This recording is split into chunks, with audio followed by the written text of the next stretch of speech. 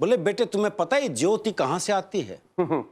बाबा ने सोचा ये जवाब देगा और मैं प्रवचन, लेकिन छोरा हरियाणा का था जी, उसने मारी दिए का फूंक। बोले बाबा ये बताए ज्योति गई कहाँ? कि तम की ताकत बहुत प्रबल है, तम की ताकत बहुत प्रबल है, इस भ्रम को झुठलाया है। एक अरुण आलोक देश को अन्ना ने दिखलाया है। बच्चों का जिक्र कर रहे थे जी, शुरू से ही आज आप जी। बहुत बढ़िया कविताएं आपने सुनी इन श्याम जी से। मेरे से कोई ऐसी उम्मीद ना रखना। हरियाणा का आदमी को ज्ञान ध्यान की बात कर नहीं सकता जी। हम ना ज्ञान लेते ना देते। एक बार हमने कुरुक्षेत्र में भगवान कृष्ण जी से ज्ञान ले लिया था जी, उसके बाद से ज्ञान लेना बंद कर दिया। भाई जिसने कृष्ण जी से ज्ञान ले लिया हो वो आजकल के आलतू फालतू बाबाओं से ज्ञान लेगा क्या? आजकल तो कोई भी टीवी चैनल खोल लो कोई ना कोई बाबा ज्ञान देता मिलता है जी। अच्छा जिसे टीवी पे मौका नहीं मिलता बाहर ढूंढता फिर है। वो हरियाणा में एक बाबा जी सुबह से परेशान, कोई मिला ही नहीं जिसे ज्ञान दे सके। सुबह से शाम हो गई तो शाम को देखा एक छोरा हाथ में दिया जलाया आ रहा है। बाबा ने सोचा मिल गया मौका। बोले बेटे तुम्हें पता है ज्योति कहां से आती है? बाबा ने सोचा ये जवाब देगा और मैं प्रवचन, लेकिन छोरा हरियाणा का था जी, उसने मारी दिए का फूंक। बोले बाबा ये बताए ज्योति गई कहां? तो हम प्रवचन सुन ही नहीं सकते। ये जब से बाबा रामदेव आए हर एक स्कूल में योग टीचर लग गए। वो दिल्ली में एक योग टीचर बच्चों को योग सिखा रहा था। बोले बच्चों सीधे लेट जाओ, बच्चे सीधे लेट गए। बोले अपने पैरों से साइकिल चलाओ। अच्छा, वो सारे साइकिल चलाने लगे।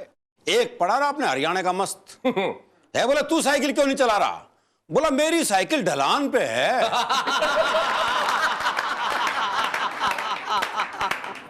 अब सिखा लो इन्हें योग। दरअसल सीखे सिखाए बच्चे हैं साहब, ये सब बच्चे सीखे सिखाए हैं। आजकल के बच्चों को मुकाबला नहीं। वो हरियाणा में एक गांव में स्कूल के पास ही शमशान घाट था, तो गांव में कोई मरता स्कूल की छुट्टी आती। अच्छा, तो बच्चे बड़े खुश, बोले सही जगह स्कूल है। वो एक दिन 8-10 बालक स्कूल जा रहे थे। तो स्कूल के बाहर 2 बूढ़े बैठे बीड़ी पी रहे थे। तो एक छोरा बोला मारी 2 छुट्टियां तो बाहर बैठी बीड़ी पी रही से हैं।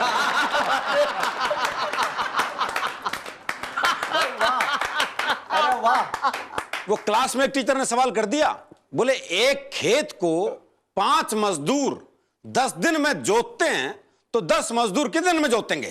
तो एक छोरा खड़ा हो लिया, बोले जब खेत एक बार जुत लिया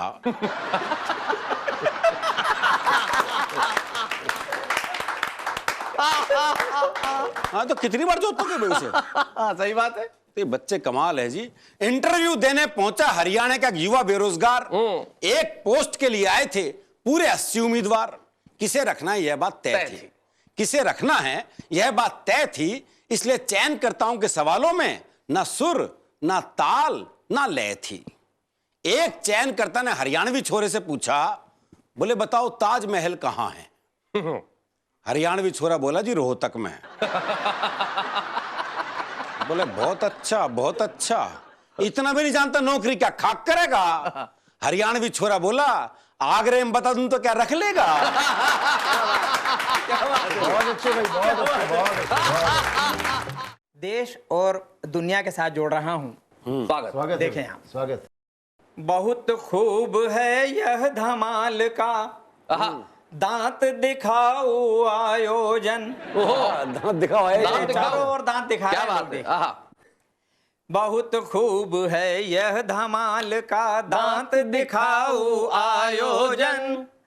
तारों भरा गगन सुनता है धरती के दिल की धड़कन। क्या बात है। धरती के दिल की धड़कन क्या है मित्रों? आप वाह वाह आप तक पहुंचाता हूं। देखिए अच्छा, कि तम की ताकत बहुत प्रबल है, तम की ताकत बहुत प्रबल है, इस भ्रम को झुठलाया है। एक अरुण आलोक देश को अन्ना ने दिखलाया है।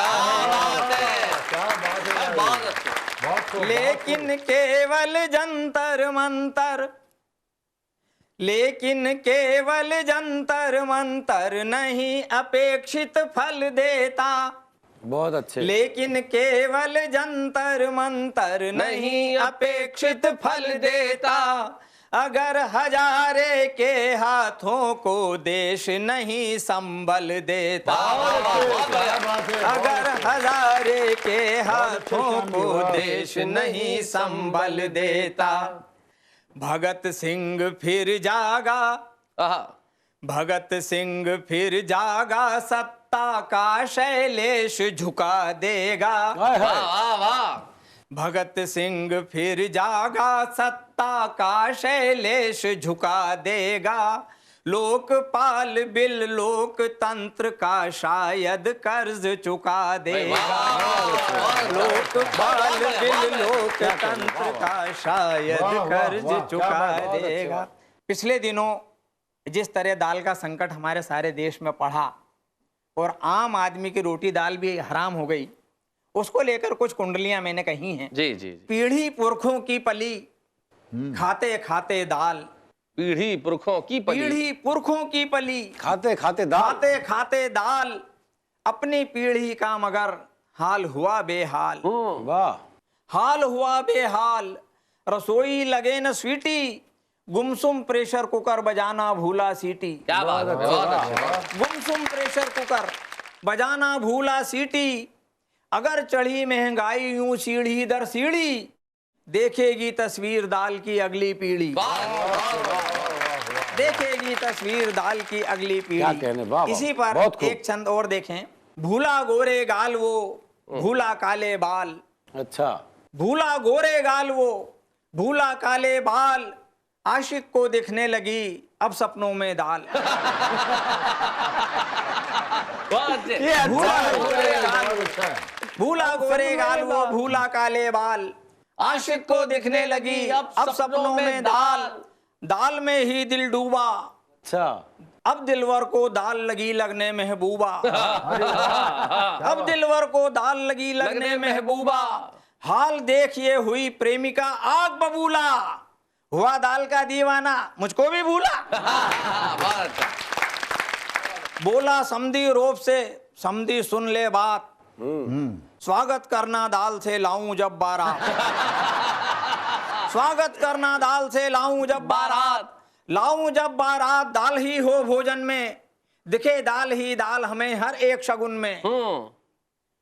नहीं उठेगा दाल बिना बिटिया का डोला।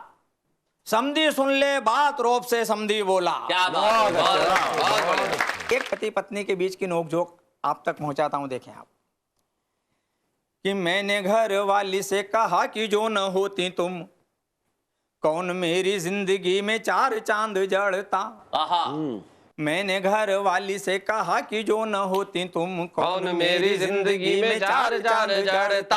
बोली वह मैंने बेशुमार जप तप किए, अन्यथा तुम्हारा मेरा नाता कैसे जुड़ता। क्या बात है। मैंने पूछा जप तप व्रत उपवास का जो कष्ट न उठाती तो तुम्हारा क्या बिगड़ता। बोली घर वाली में जो झेलती न वह सब कोई, तुमसे भी रद्दी पीस पल्ले पड़ता।